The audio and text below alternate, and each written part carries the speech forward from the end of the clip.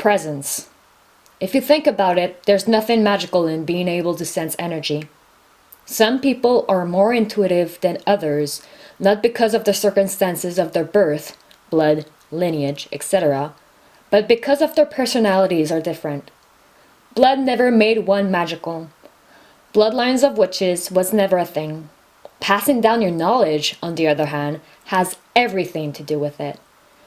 Magic is right there for us to seize it, but we don't because of a wrong concept of what magic truly is.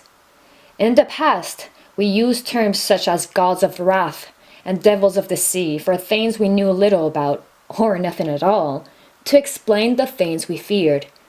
We called them magical because of our lack of comprehension about them.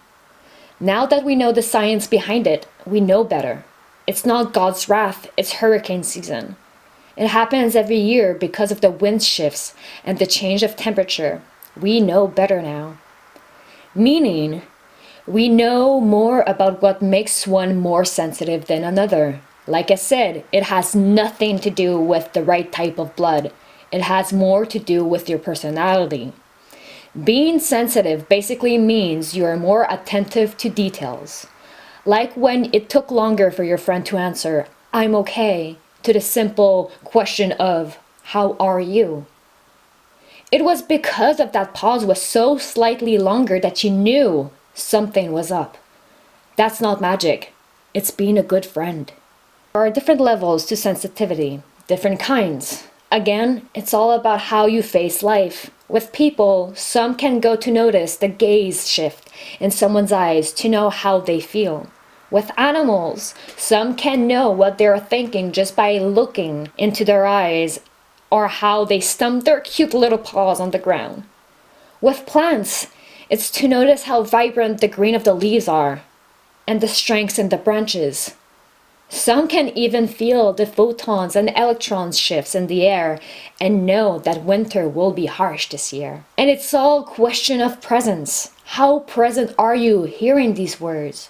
Are you aware of what is stirring up inside of you while listening to this? Can you feel your heart slowly pumping in your chest? Can you feel the temperature on your face? Is it hot? Is it cold? What are the smells around you? It's not about blood, it's about personality. Slow down, and you will feel that faint change in the temperature and smell the storm closing in.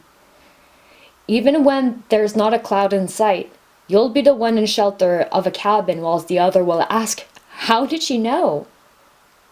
Why did we grow so disconnected?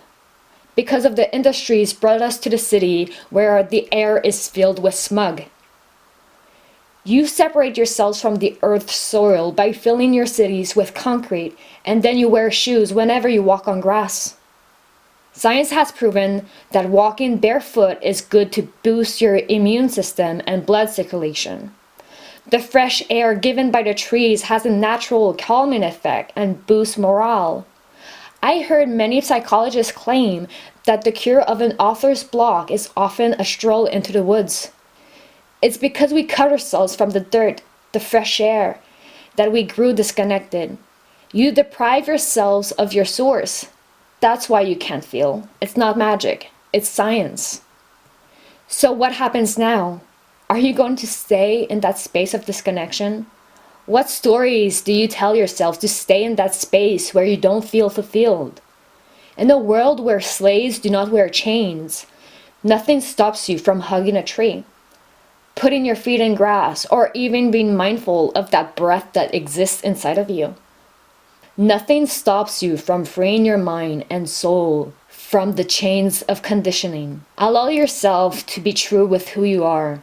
Allow yourself to be authentic and be that true self, and allow yourself to be present within what you're experiencing without judgment.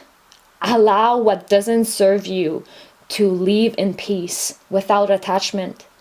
People included, because at the end of the day, we are all photons and electrons. Polarity exists within all of us. It's okay if some individuals repulse us. We are magnets, and we must trust that we will attract what aligns and resonates with who we are.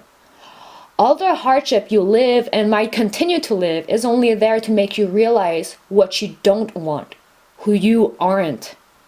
As we live in conditioning, they're a natural process to figure out who you truly are. Pain is only a natural processor to help you figure out who you aren't. Welcome what is and grow. Let's allow this time of separation to come closer to our true identity. Welcome what comes to you, and you'll be complete.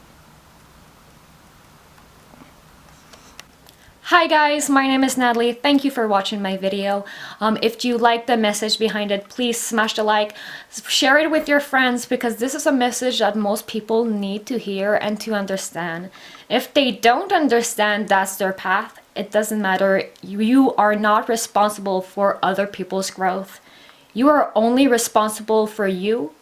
And if you're ready to be pillars of light and love for others, and if you're ready to be that space for others to grow, do it if your heart tells you to. And that being said, please subscribe, and I'll share more with you of my poems and thoughts and texts. See you guys.